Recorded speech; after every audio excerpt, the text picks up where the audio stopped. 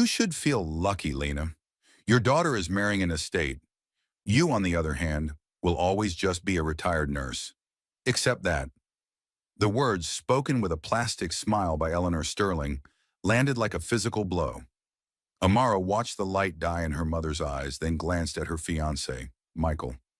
He just stood there, silent. His silence was an answer louder than any insult. In that moment, the 500 guests, the crystal chandeliers, and the vows she was about to take all faded into an ugly, meaningless blur. This beautiful wedding was a lie, and Amara knew it was over before it had even truly begun. Whether you're watching this first thing in the morning or late at night from the comfort of your home, let me know what you think of this story's beginning by rating it from 1 to 10 in the comments. And don't forget to subscribe because you will not want to miss what happens next. What would you do in her shoes? Whether you're catching this on your work break or relaxing at home, I want to hear from you. Rate this story's beginning from 1 to 10 below, and make sure you subscribe so you can see how this cage gets broken. The Sterling estate shimmered under the late afternoon sun, its sprawling gardens and marble pillars a monument to wealth and influence. Inside the grand ballroom, 500 guests, senators, philanthropists, and the city's elite, clinked champagne flutes and murmured in awe of the lavish wedding. Amara stood at the heart of it, her pulse a mix of joy and unease, the intricate lace of her wedding gown feeling heavier than it should. She had brushed aside the subtle slights over the past year. The way Eleanor Sterling's smiles never warmed her eyes. The way Michael sidestepped questions about his family's power. Today was meant to weave her life with his, a union of love and legacy. Yet as the speeches loomed, a quiet dread coiled in her chest. At the head table, Amara sat beside Michael, who toyed nervously with his cufflinks, his usual charm dulled by furtive glances toward his mother.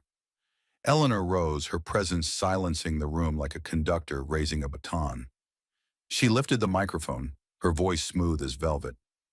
"Ladies and gentlemen," she began, "today we celebrate not just a marriage, but the sterling legacy of generosity. Our family has always lifted up those less fortunate, embracing them through our boundless charity." Amara forced a smile, her fingers tightening around her water glass. Eleanor's words dripped with practiced warmth, but a sharp edge lurked beneath, like a blade hidden in silk. The older woman turned, her gaze locking onto Lena, Amara's mother, seated at a nearby table. Lena sat with her hands folded, her posture steady despite the weight of countless eyes. "Even today," Eleanor continued, her lips curving into a smile that didn't reach her stare, "we welcome those from the humblest beginnings. A nurse so noble in her service to others. But lineage, my friends, is not something one can learn or earn." The ballroom froze. A few guests shifted, their forks hovering over untouched plates. A woman at a nearby table, one of Amara's old college friends, leaned toward her neighbor and whispered, "She's out of line." The words sliced through the silence, faint but electric. Amara's breath hitched as she looked at Lena. Her mother's face held its composure, but her hands trembled slightly, betraying the wound of Eleanor's veiled insult. The room's murmurs swelled, a low buzz of shock and curiosity, as guests darted glances between Lena and Eleanor. Michael let out a strained chuckle, leaning close. "She's just joking, babe," he whispered, his voice thin as paper. But his laughter stung, a betrayal that echoed through Amara's heart. Her mind flashed to Lena's late nights as a nurse, the extra shifts she took to fund Amara's education, the quiet pride in her eyes when Amara became a digital archivist. Lena had taught her to stand tall, to never let anyone diminish her worth. Now before 500 strangers, Eleanor had reduced her mother's life to a condescending footnote. Something inside Amara broke, not loudly, but with the quiet certainty of a choice made. She pushed back her chair, the scrape of wood on marble ringing like a gunshot in the hushed hall. Every eye turned to her, but she saw only Lena, whose gaze met hers with a familiar strength, the same look that had carried Amara through every challenge. Amara stepped onto the dais, her movements steady, and reached for the microphone in Eleanor's hand.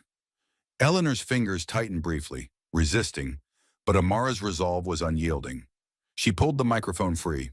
"Ladies and gentlemen," Amara said, her voice clear despite the storm in her chest, Thank you for joining us to witness what was meant to be the start of my life with Michael Sterling. The crowd stirred, sensing the shift. Michael's face drained of color, his hand reaching for her arm, but she stepped beyond his grasp. I just learned something vital about the family I was about to join. Mrs. Sterling has shown me the true lineage of the Sterlings. Arrogance cloaked in the guise of charity. Gasps rippled through the room. A glass clinked too loudly, shattering the tension. Eleanor's smile hardened, her eyes narrowing to slits. Alistair shifted in his seat, his jaw clenched. But he remained silent. Amara pressed on, her voice rising.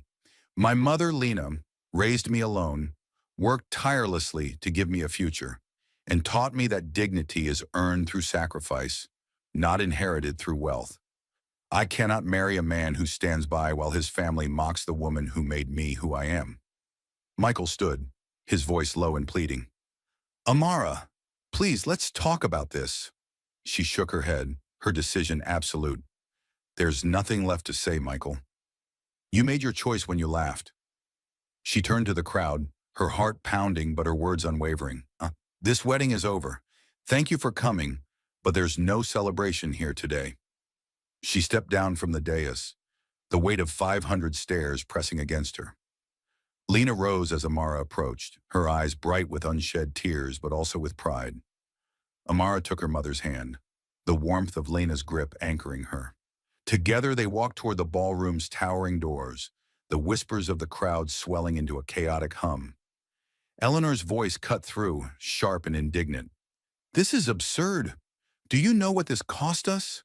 Amara paused at the threshold, turning back. Send me the bill, she said, her voice calm but ironclad.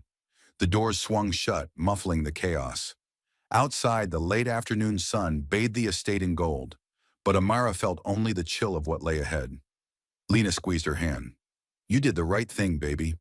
I know, Mom, Amara replied, though her heart ached with the loss of the life she'd envisioned. As they walked to the car, a fire kindled within her. Eleanor's words weren't just an insult.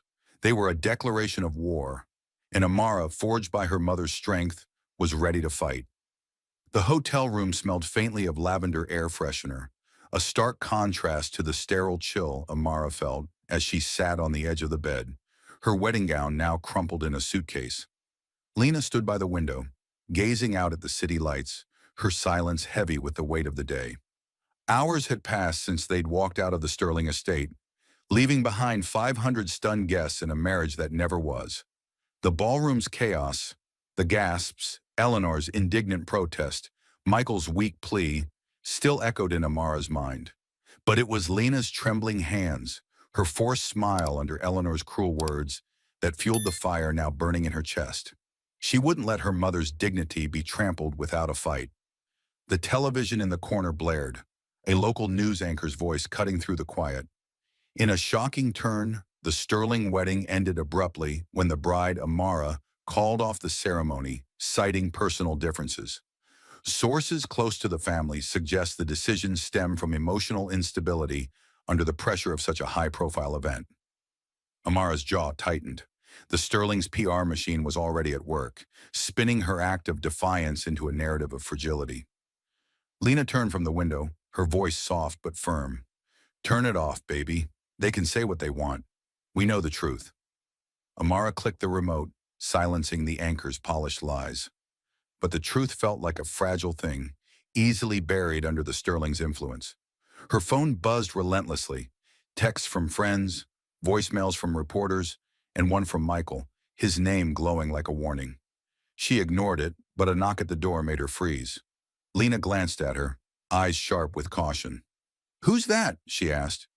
Amara opened the door to find Michael standing there, his tie loosened, his posture slouched with defeat. Can we talk? He asked, his voice low, almost pleading.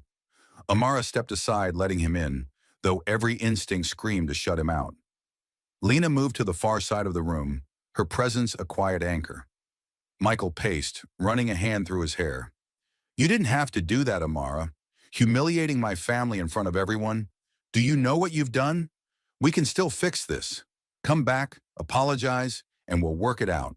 Amara's laugh was sharp, bitter. Fix this? You laughed, Michael.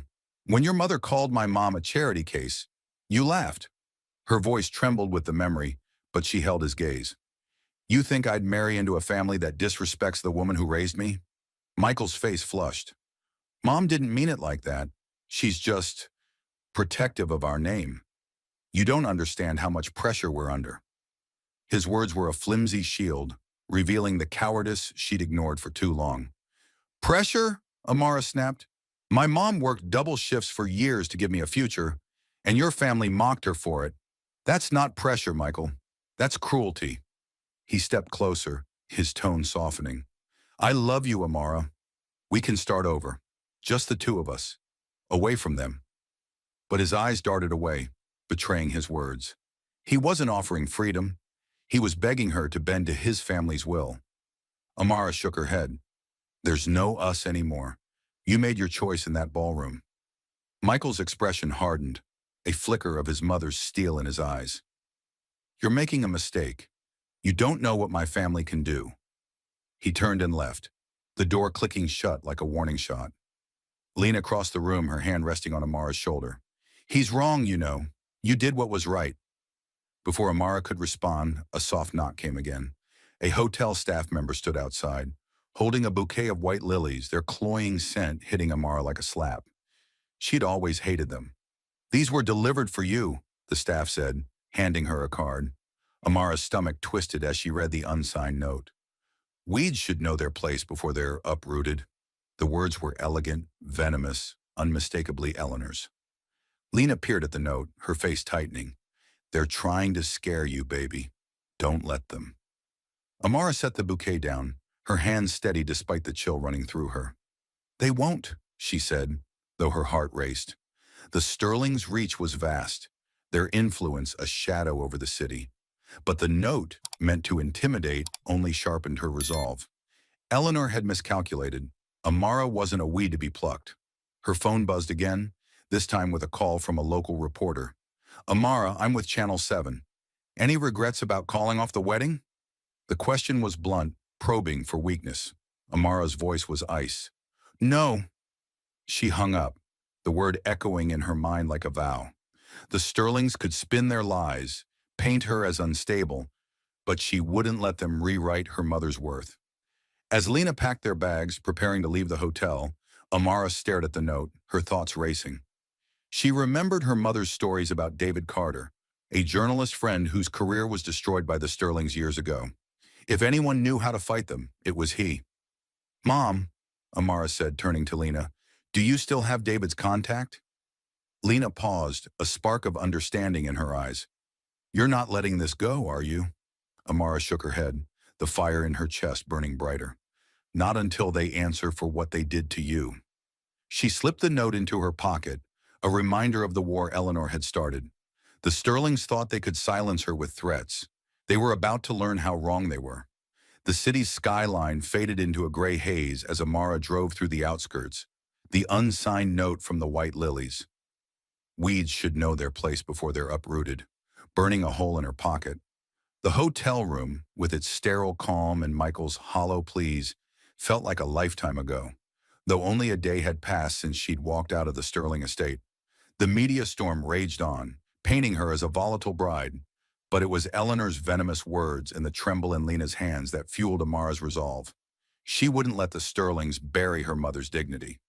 Lena's mention of David Carter, a journalist broken by the Sterlings' wrath years ago, had sparked a plan.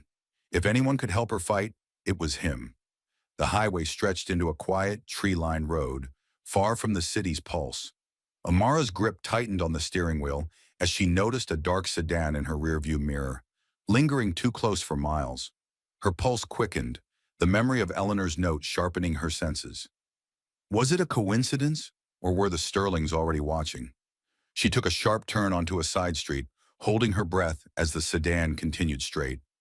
Maybe she was paranoid, but paranoia felt like survival now. David Carter's house was a modest bungalow, its peeling paint and overgrown lawn a stark contrast to the Sterling estate's grandeur. Amara knocked, her heart pounding with both hope and doubt. The door creaked open, revealing David. His posture stooped, his eyes wary but sharp. "You're Lena's girl," he said, his voice gruff, as if he'd been expecting her, but dreading the moment. "What do you want?" Amara stepped inside, the air heavy with the scent of old books and coffee. "I need your help, Mr. Carter. The Sterlings humiliated my mother at my wedding, and now they're threatening me. I know what they did to you." David's face hardened, his fingers tightening around the doorframe. "You don't know half of it," he muttered, but he gestured for her to sit. The living room was cluttered with stacks of papers and faded photographs, relics of a career cut short. Amara sat, her voice steady despite the weight of her request. "Mom told me you almost exposed the Sterlings years ago. They destroyed you for it. I want to finish what you started." David's eyes flickered with something, anger, maybe regret. "That was 20 years ago," he said. "I lost my job, my reputation, my family's peace. You think you can take them on? They're untouchable." "They're not," Amara countered, leaning forward. "They're scared. That's why they sent this." She slid the note from the lilies across the table. David read it, his jaw tightening. "Eleanor's work," he said almost to himself. "She always did like her metaphors." He leaned back, studying Amara. "Why should I risk it again? For revenge?" "Not revenge," Amara said, her voice fierce. "Justice. For my mom, for you, for everyone they've crushed." She paused, softening. "Mom said you helped us when I was a kid, paid for my school books when she couldn't. Let me help you now." David's expression shifted, a crack in his guarded facade. He stood, disappearing into a back room, and returned with a small external drive, its edges worn from years of hiding. "This is everything I had on the Sterling Heritage Fund," he said, placing it on the table. "Emails, financial records, memos, digitized to keep them safe. I was close to exposing their fraud, how they funneled charity money into their own pockets. But they had friends in high places, editors, judges, cops. They made sure no one believed me." His voice carried the weight of old wounds, but his eyes burned with a rekindled fire. "You're good with tech, right? Lena said you're some kind of archivist." Amara nodded, her fingers itching to open the drive. "I can recover deleted files, trace digital footprints. If there's anything here, I'll find it." David hesitated, then pushed the drive toward her. "This is my second chance. Don't let them win again." A sudden noise, a car engine revving outside, made Amara's heart lurch. She glanced out the window, half expecting the dark sedan, but the street was empty. David followed her gaze, his voice low. "They'll come for you, you know. They did for me." Amara met his eyes, her resolve unshaken. "Let them try. I'm not running." As she drove back to the city, the drive tucked safely in her bag, Amara felt the weight of what she'd begun. The Sterling's threat wasn't just words. They were watching, waiting. Her phone buzzed with a new message from an unknown number. "Stop now or you'll lose more than a wedding." Her stomach twisted, but she deleted the message, her hands steady on the wheel. The Sterlings thought they could scare her into silence, but they'd underestimated her. She thought of Lena's trembling hands, her mother's quiet strength in the face of Eleanor's cruelty. This wasn't just about her anymore. It was about every life the Sterlings had broken. Back at the hotel, Amara plugged the drive into her laptop, her fingers moving with purpose. Lena watched from across the room, her voice soft but firm. "You sure about this, baby? They're dangerous." Amara looked up, her eyes blazing. "So am I, Mom. So am I." The screen flickered to life, revealing a trove of files, emails, ledgers, names. Somewhere in that digital maze was the truth about the Sterlings, and Amara was ready to find it. Amara's laptop screen glowed in the dim hotel room, casting sharp shadows across the walls as she sifted through David Carter's digital archive. The external drive, a relic of his ruined career, hummed softly, its files a labyrinth of the Sterling Heritage Fund's secrets. Only days had passed since she'd left David's bungalow, the weight of his words, "Don't let them win again," still ringing in her ears. The threatening text from an unknown number, "Stop now, or you'll lose more than a wedding," lingered like a shadow, but Amara pushed it aside. Lena slept in the next room, her steady breathing a reminder of why Amara was doing this. The Sterlings had mocked her mother's sacrifices, and now they thought they could silence her with fear. They were wrong. Her fingers flew across the keyboard, pulling fragments from deleted emails and corrupted spreadsheets. Years of working as a digital archivist had taught her how to resurrect ghosts from hard drives, and David's files were a goldmine. One email buried in a folder marked Archive 2003 caught her eye. An exchange between Eleanor Sterling and a man named Martin, the fund's CFO. Transfer $500,000 to the Cayman account for Project Harmony, Eleanor wrote. The reply was curt. Done. Paperwork clean. Amara's pulse quickened. Project Harmony didn't exist in any public records she'd found. It was a shell, a funnel for the Sterling's dirty money. She cross-referenced the email with bank records David had preserved, her screen filling with a web of transactions. Donations poured into the fund from wealthy patrons, only to vanish into offshore accounts or non-existent community projects, then reappear as clean investments in Sterling-owned businesses. The scale was staggering, millions siphoned over years, hidden behind the facade of charity. But one detail stopped her cold. A recipient company, Horizon Arts, was one Amara had worked with briefly during her early career, cataloging their digital archives. The betrayal stung. She'd trusted them, believed in their mission, only to now see their name tied to the Sterling's fraud. Got you, Amara whispered, saving a screenshot. She sent it to David, who was holed up in a rented office across town, combing through physical copies of his old notes. His reply was instant. That's a start. We need more to nail them. Amara leaned back, her mind racing. The Sterling's influence was vast. City officials, media, even law enforcement bowed to their wealth. To bring them down, she needed an insider. Martin, the CFO, was the key. If he was handling the transfers, he knew where the bodies were buried. Amara tracked Martin to a downtown coffee shop he frequented, based on social media posts David had dug up. She waited at a corner table, her laptop closed, her nerves taut. When Martin entered, his movements were jittery, his eyes scanning the room like a man expecting a trap. Amara approached, her voice low but firm.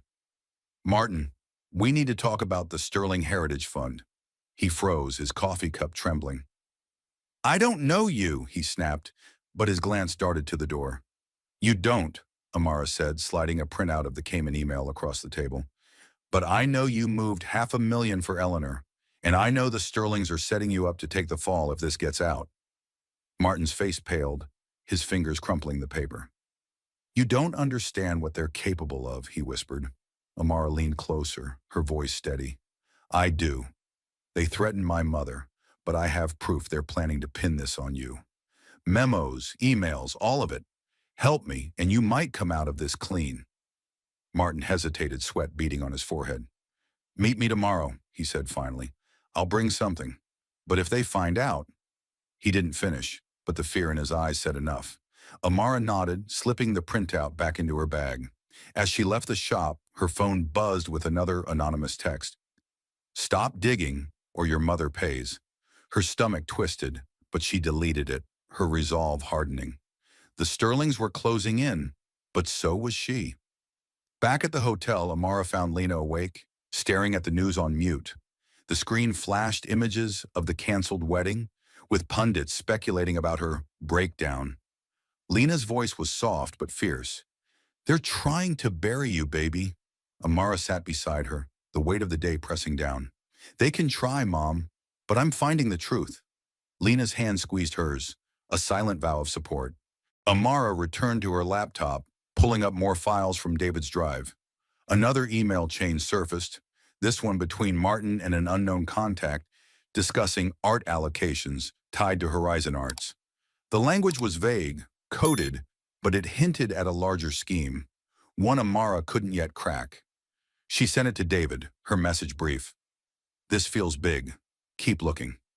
As she worked, a noise outside, a car engine idling too long, made her pause. She peered through the curtains, seeing only darkness, but the unease lingered. The Sterlings were watching, their threats growing bolder. Her phone rang, a reporter's voice cutting through.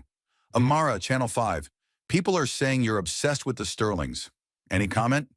She hung up without a word, her focus narrowing. Martin's cooperation was her edge, but it came with risks. If he betrayed her, or if the Sterlings got to him first, everything could collapse. But Amara thought of Lena's trembling hands in the ballroom, her mother's quiet strength under Eleanor's cruelty. She couldn't stop now. The truth was close, hidden in the digital ink of the Sterling's lies, and she was determined to drag it into the light.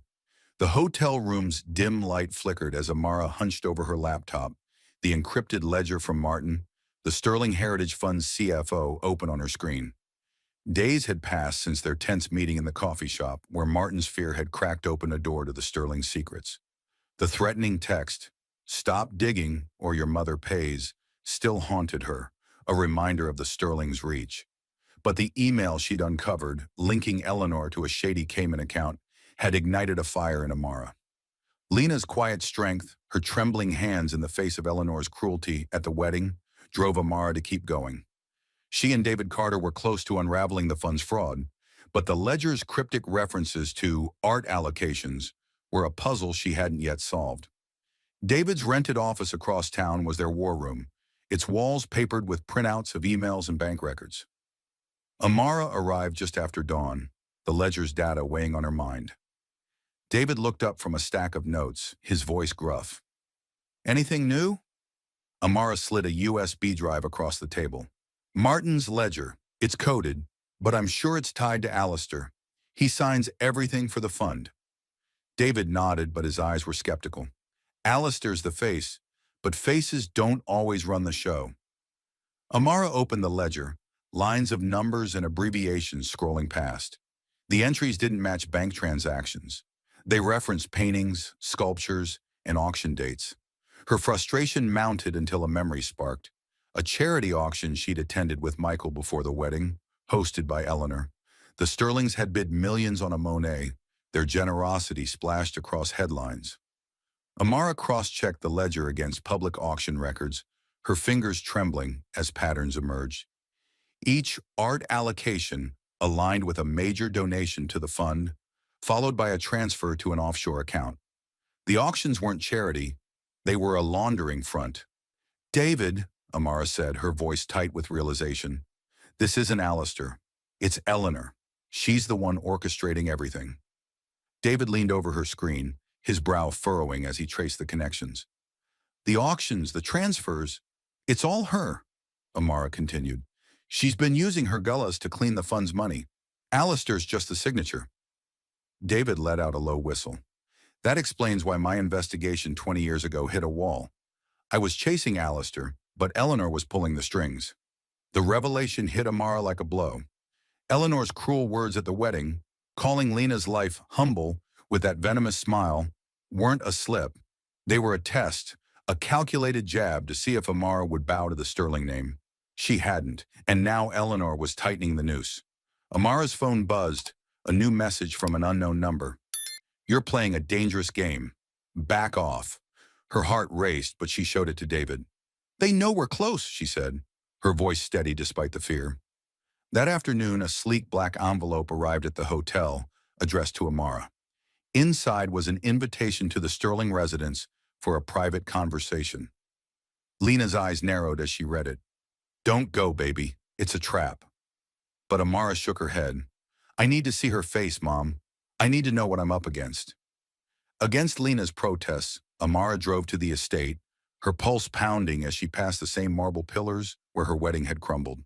Eleanor greeted her in the drawing room, her demeanor polished but icy. "Amara, I'm disappointed," she said, pouring tea with deliberate calm. "You've caused quite a stir, but I'm willing to forgive if you stop this crusade."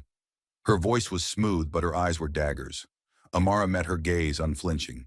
"You mean stop digging into your lies? Into how you use charity to hide your crimes?" Eleanor's smile tightened, a crack in her facade. "Careful, dear. People who challenge us tend to lose more than they expect." The threat hung in the air, but Amara didn't blink. "You underestimated me once, Eleanor. You won't again." She stood, leaving the tea untouched, and walked out, her heart pounding with defiance. As she drove back, her laptop pinged, a security alert. Someone had tried to access her system remotely, targeting the files from David's drive. The Sterlings weren't just watching, they were striking. Back at David's office, Amara shared the encounter and the hack attempt. David's face darkened. Eleanor's desperate. That's good. It means we're close. Amara nodded, pulling up the ledger again. The auctions are the key. If we can tie her to the money trail, she's done. David handed her a folder of old gala programs, each listing Eleanor as the mastermind behind the fund's events. We need more than this, he said. Something undeniable. Amara's phone buzzed again. Another anonymous text. You can't hide from us. She deleted it, her resolve hardening. Eleanor thought she could scare her into submission, but Amara saw her now, not just a cruel matriarch, but a criminal mastermind who tested her and lost. She thought of Lena, her mother's quiet strength in the face of humiliation, and whispered to herself, You're wrong, Eleanor. I'm going to show you just how wrong. As she and David planned their next move, Amara felt the stakes rising. The ledger was a weapon, but it wasn't enough. They needed Martin's testimony, hard evidence, and a stage to expose Eleanor's empire. The Sterling Gala was weeks away, and Amara knew it was their chance to strike. The war was on, and she was ready to fight it to the end. The air in David Carter's cramped office was thick with the scent of ink and coffee, the walls plastered with timelines and printouts linking Eleanor Sterling to a web of laundered money. Amara sat at a cluttered desk, her laptop open to the encrypted ledger she'd decoded, its references to Eleanor's art auctions now a blazing arrow pointing to the heart of the Sterling Heritage Fund's fraud. The confrontation at the Sterling estate still burned in her memory. Eleanor's icy threat, people who challenge us tend to lose more than they expect, and the failed hack on her laptop confirmed the Sterlings were closing in. But Amara's resolve, forged by Lena's quiet strength in the humiliation at the wedding, was unbreakable. The anonymous text, "You can't hide from us," only sharpened her focus. The Sterlings thought they could silence her. She was about to turn their greatest stage against them. David paced, his voice taut with urgency. We've got the ledger, the emails, Martin's testimony. It's damning, but if we go to the press or the cops, the Sterlings will bury it. They own half the city. Amara nodded, her eyes fixed on a flyer for the Sterling Heritage Fund's annual charity gala, the city's most glamorous event, just 2 weeks away. Then we hit them where they're strongest, she said. The gala, it's their crown jewel. Politicians, donors, the mayor, all in one room. We expose them there, publicly where they can't hide. David stopped, his skepticism warring with admiration. That's bold, risky as hell, but bold. He tapped the flyer. Eleanor runs that show like a general. How do we get in? Amara's mind raced to Martin, the fund's CFO, whose fear had made him their ally. Martin's our way in. He's worked the gala before. Tech, logistics, everything. He'll know how to access their systems. Amara arranged a clandestine meeting with Martin in a deserted parking lot, the city's skyline a distant glow. His hands shook as he handed her a USB drive. This has the gala's presentation codes, he whispered, glancing over his shoulder. I used to set up their AV systems. You can override the screens with this. Amara took the drive, her voice steady. You're doing the right thing, Martin.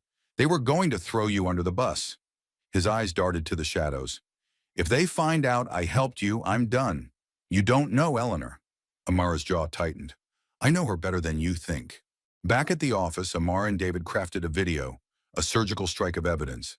The decoded ledger, emails tying Eleanor to offshore accounts, bank records showing laundered donations, and Martin's recorded confession detailing her orders to funnel money through fake projects. Amara edited with precision, her archivist's eye ensuring every frame was undeniable. The video ended with a still of Lena's smile from a family photo, overlaid with text. Dignity cannot be priced. Truth is the only lasting legacy. David watched the final cut, his voice low. This'll ruin them, but we need to get it on those screens without a hitch. Their plan hit a snag when Amara's laptop pinged with another security alert. Someone had tried to breach her cloud backups. They're getting closer, she told David, her stomach twisting. The Sterling's reach was suffocating, their threats no longer just words. That night, a new message arrived. Last chance to walk away. Amara deleted it, but the words lingered, a reminder of the stakes. Hope came unexpectedly. At a tech shop where Amara bought a new encrypted drive, she met Sarah, a former gala staffer who'd been fired by the Sterlings for questioning a suspicious payment. Over coffee, Sarah's bitterness spilled out. They treated me like dirt. If you're taking them down, I'm in. She revealed she still had access to the gala's AV booth from her old login. I can get you in, but you'll need to move fast, she warned. Amara's heart lifted. Sarah was the edge they needed. They finalized the plan. Sarah would slip into the booth during the gala, using Martin's codes to override the screens with their video. Amara and David would infiltrate as guests, ready to signal the FBI, whom David had quietly contacted through an old source. The risk was immense. One misstep, and the Sterlings would crush them. Amara's phone buzzed again as she left the shop. You'll regret this. She showed it to David, her voice resolute. They're scared. That's why they're pushing so hard. At the hotel, Lena watched Amara pack her laptop, her voice soft but firm. You're sure about this, baby? Once you do this, there's no going back. Amara met her mother's eyes, seeing the same strength that had carried them through the wedding's humiliation. I'm sure, Mom. They thought they could break us. They're wrong. Lena squeezed her hand, a silent vow of trust. As Amara tested the video one last time, her heart pounded. The gala was their chance to expose Eleanor on her own stage, to shatter the Sterling Empire before the city's elite. Every file, every late night, every threat had led to this moment. She thought of Eleanor's cold smile, her taunt at the wedding, and whispered to herself, This is for you, Mom. The war was reaching its peak, and Amara was ready to strike. The Sterling Heritage Fund's annual charity gala pulsed with decadence, the grand ballroom awash in golden light and the clink of crystal. Amara stood at the edge of the crowd, her heart hammering beneath the borrowed evening gown, a stark contrast to the wedding dress she'd abandoned weeks ago. The plan, meticulously crafted with David Carter, Martin, and Sarah, was a ticking bomb, ready to detonate on the Sterling's most revered stage. The memory of Eleanor's venomous words at the wedding, the threatening texts, and the hacked laptop fueled Amara's resolve. Tonight, the Sterling's empire would crumble before the city's elite, and Lena's dignity would be restored. Amara clutched her phone, the signal to Sarah in the AV booth, and scanned the room for David, who mingled nearby, his eyes sharp with anticipation. The gala was a spectacle, with politicians, donors, and the mayor applauding as Eleanor and Alistair took the stage to accept the Philanthropist of the Year award. Eleanor's voice, smooth as silk, filled the room. Tonight, we celebrate giving, the heart of the Sterling legacy, she said, her smile a polished mask. Amara's stomach twisted, remembering Eleanor's taunt about Lena's humble life, a calculated jab to test her compliance. The crowd clapped, oblivious to the fraud behind the fund's charity, but Amara's fingers hovered over her phone, ready to unleash the truth. David caught her eye from across the room, nodding subtly. Sarah, hidden in the AV booth, had confirmed her access to the presentation system using Martin's codes. Amara's pulse raced as she sent the signal. A single text, now. The massive screens behind Eleanor flickered, drawing confused murmurs from the crowd. Then Amara's video roared to life, its stark visuals cutting through the gala's glamour. Charts mapped the fund's laundered money, emails exposed Eleanor's orders to Martin for offshore transfers, and his recorded confession echoed, Eleanor told me to clean the books, make it look like charity. The room fell silent, 500 faces frozen in shock. The video pressed on, relentless. Bank records flashed, showing millions funneled through fake projects and art auctions, all orchestrated by Eleanor. Amara's voiceover was calm but unyielding. The Sterling Heritage Fund isn't charity, it's theft, built on lies. The final frame showed Lena's smile from a family photo, with text blazing across the screen. Dignity cannot be priced. Truth is the only lasting legacy. Gasps erupted, followed by a wave of whispers. Eleanor's composure cracked, her hand gripping the microphone as Alistair whispered urgently beside her, his face pale. Amara stood in the shadows, her heart pounding but her resolve ironclad. The mayor shifted uncomfortably in his seat. Donors exchanged stunned glances, and reporters scrambled for their phones. Eleanor tried to regain control, her voice sharp. This is a misunderstanding, a vicious attack on our family's good name. But her words drowned in the chaos as the screens looped the video's most damning evidence. A ledger entry tying Eleanor directly to a $2 million transfer through Horizon Arts. David signaled Amara from the back of the room, where two men in dark suits, FBI agents he'd tipped off through an old contact, moved toward the stage. Amara's breath caught as they approached Eleanor and Alistair, their badges glinting under the chandeliers. "Eleanor Sterling, Alistair Sterling, you're under arrest for fraud, money laundering, and conspiracy," one agent said, his voice cutting through the murmurs. Handcuffs clicked, and Eleanor's face twisted with fury, her eyes scanning the crowd until they locked on Amara. For a moment, their gazes held, Eleanor's rage meeting Amara's defiance. "You!" Eleanor hissed as an agent led her away. Amara didn't flinch. "You started this," she said softly, her words lost in the chaos but firm in her heart. Alistair followed, his head bowed, a fallen patriarch stripped of his veneer. The crowd parted, some whispering in shock, others filming the arrests on their phones. Michael, standing near the stage, stared at Amara, his expression a mix of guilt and disbelief, but she turned away. He'd made his choice when he laughed at his mother's cruelty. Amara slipped through the crowd to a quiet corner, her phone buzzing with a message to Lena. "We did it, Mom." She imagined Lena's proud smile, the same one that had anchored her through the wedding's humiliation. Sarah emerged from the AV booth, her face flushed with adrenaline. "It worked," she whispered. "They can't bury this." David joined them, his voice low but triumphant. "The FBI has Martin's testimony in the files. This is over." But Amara knew it wasn't. The Sterling's fall was just the beginning. The gala's chaos, reporters shouting questions, donors fleeing, the mayor calling for calm, marked the end of their untouchable reign. Yet the threats, the surveillance, the weight of their influence lingered in her mind. She thought of Lena, safe at the hotel, and the fire that had driven her to this moment. The truth was out, but the cost was still unfolding. As the agents escorted Eleanor and Alistair through the ballroom's grand doors, Amara felt a surge of clarity. This wasn't just about her mother's dignity. It was about every life the Sterlings had crushed. The gala, their stage of lies, had become their downfall. Amara's phone buzzed again, a text from Lena.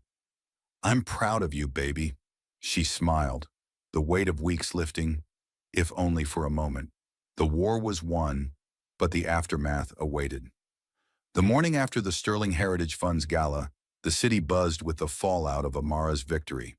The ballroom's golden glow, once a stage for Eleanor and Alistair's triumph, had been shattered by her video, its damning evidence, ledgers, emails, Martin's confession, now splashed across every news outlet.